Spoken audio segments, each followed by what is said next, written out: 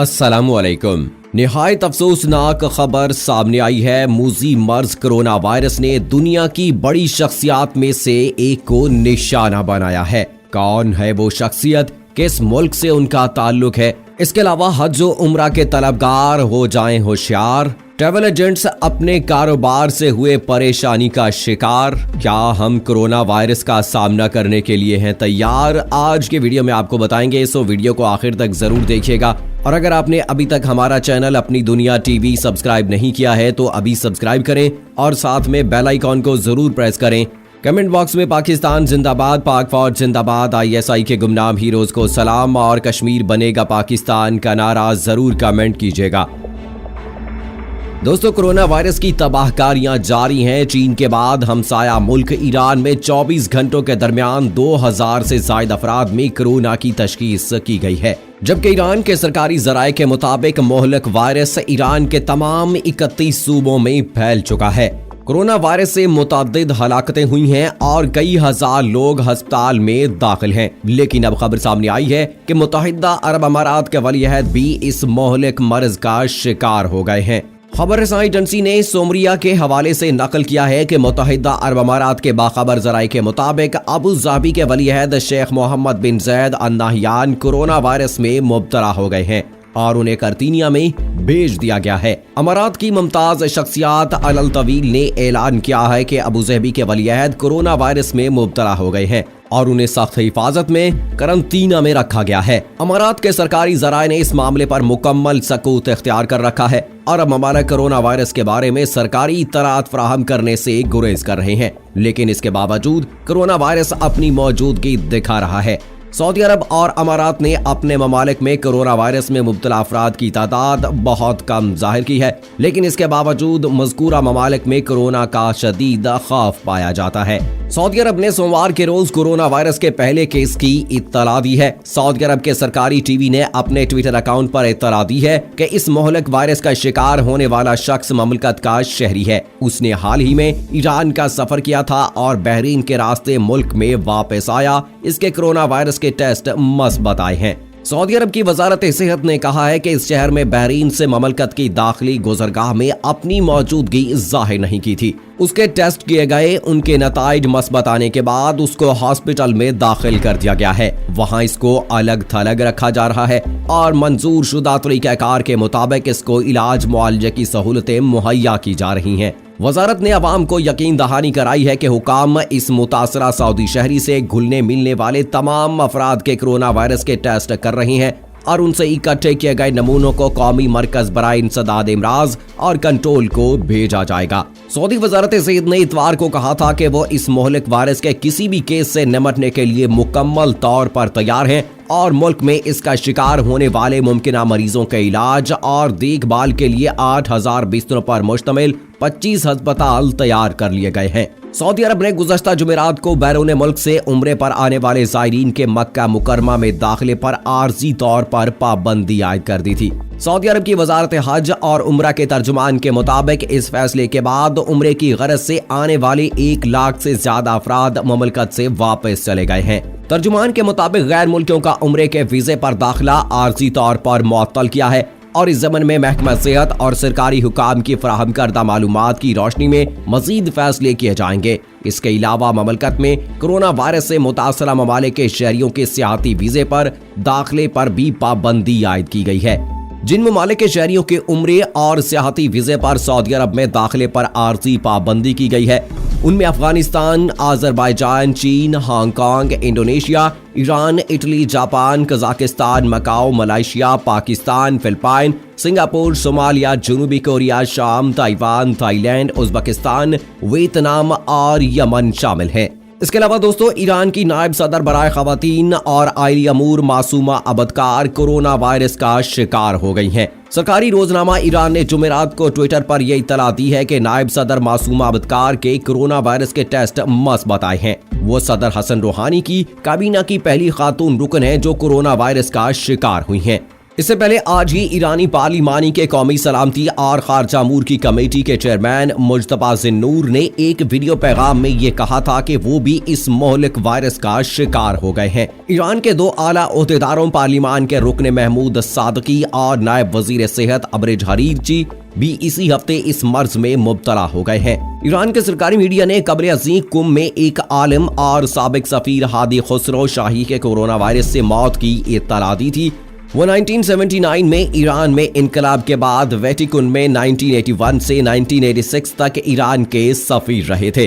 दोस्तों, इस वक्त बड़ी परेशानी का आलम है पाकिस्तान और जितने भी दूसरे इस्लामी ममालिक हैं उनसे सफर करने के लिए जो उम्रे की ख्वाहिश रखते हैं, उम्रे के तलबगार हैं या फिर उम्रा करने के लिए जाने की तैयारी कर चुके हैं, उनको बताते चलें कि इस वक्त पाबंदी आयद कर दी गई है दूसरे ममालिक से सऊदी अरब का सफर करने के लिए। और अब एक और परेशानी लाहक हो गई है कि क्या ऐसा तो नहीं कि कहीं दूसरे ममालिक से जाने वाले ऐसे लोग जो हज मुबारक का सफर करने के लिए तैयारियां कर चुके हैं उनके लिए हज भी मनसूख कर दिया जाएगा। ये भी खदशात पैदा हो गए हैं।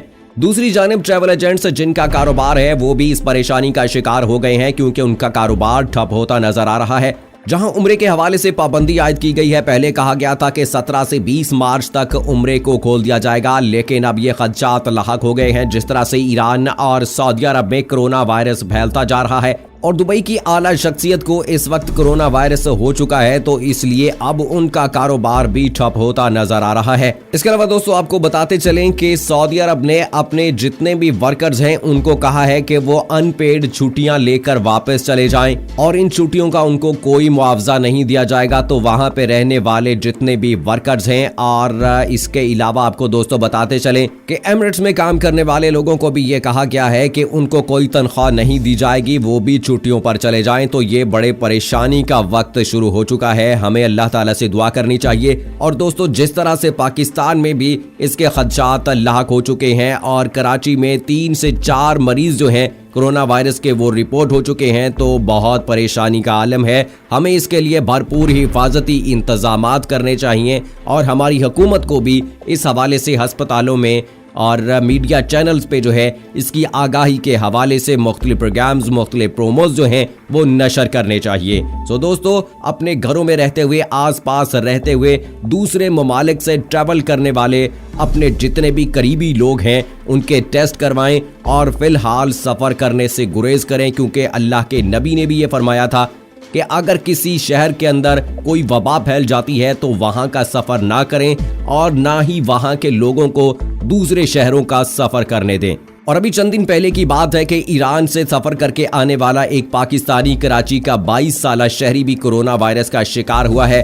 तो पिछले 3 से 4 दिनों के अंदर ये खदशात मजीद बढ़ गए हैं और ईरान की पार्लियामेंट के बहुत सारे ऐसे लोग हैं जो कि कोरोना वायरस का शिकार हो गए हैं। अब उसकी सबसे बड़ी वजह यह है कि चाइना के लोग वहां पे ट्रैवल करते हैं और ईरानी लोग चाइना और दूसरे शहरों का सफर करते हैं। चाइना की यूनिवर्सिटी वुहान में पढ़ने वाले लोग जो हैं वो ट्रैवल करते हैं, तो वहां से ये बीमारी मजीद आगे फैलती जा रही है। दोस्तों इस बात का खास ख्याल रखें कि आपके कितने ही करीबी लोग क्यों ना हो, सफर करने से खास तौर पर एहतियात बरती जाए। यहाँ पर यह भी खदशात पैदा हो गए हैं कि जिस तरह से उम्रे पर पाबंदी लगाई गई है, मुख्तलिफ ममालिक से आने वाले लोगों के लिए उम्रे पर पाबंदी आयद कर दी गई है, तो इसी तरह ये खदशात भी अब लाहक हो गए हैं कि अगर ये बीमारी इसी तरह से बढ़ती चली गई, ये वबा बढ़ती चली गई, तो इन ममालिक से सफर करने वाले ऐसे लोग जो हज करना चाहते हैं उन पर भी पाबंदी लगाई जा सकती है और उनके लिए हज जो है वो मनसूख किया जा सकता है। उन ममालिक में Afghanistan, Azerbaijan, China, Hong Kong, Indonesia, Iran, Italy, Japan, Kazakhstan, Macau, Malaysia, Pakistan, Philippine, Singapore, Somalia, जनूबी कोरिया, शाम, ताइवान, थाईलैंड, उज़्बेकिस्तान, वियतनाम और यमन जैसे मुस्लिम ममालिक शामिल हैं जो कि हज करने के हवाले से भी मुश्किल का शिकार हो सकते हैं। दोस्तों ये बहुत परेशानी का इस वक्त लम्हा है। आपसे गुजारिश ये करनी है कि अपने आसपास रहने वाले लोगों पर नजर रखें, सफर करने में खास एहतियात बरतें, क्योंकि जिस तरह से अल्लाह के नबी ने फरमा दिया है, अगर हम उनके हुकाम को नहीं मानेंगे, उनके जितने भी बताए हुए तौर तरीके हैं उन पर अमल नहीं करेंगे, क्योंकि हदीस शरीफ में ये बता दिया गया है कि जिस वक्त वहां पर किसी शहर में वबा फैली थी तो अल्लाह के नबी ने मना कर दिया था कि दूसरे शहर में सफर ना करें। इसकी वजह यह थी कि जिस शहर में वबा फैली हो वहां के लोग दूसरे शहरों का सफर करें जहां के लोग सेहतमंद हों, तो ऐसे में बहुत ज्यादा खदशात पैदा हो जाते हैं कि वहां के रहने वाले लोग भी उस वबा का शिकार हो जाएं।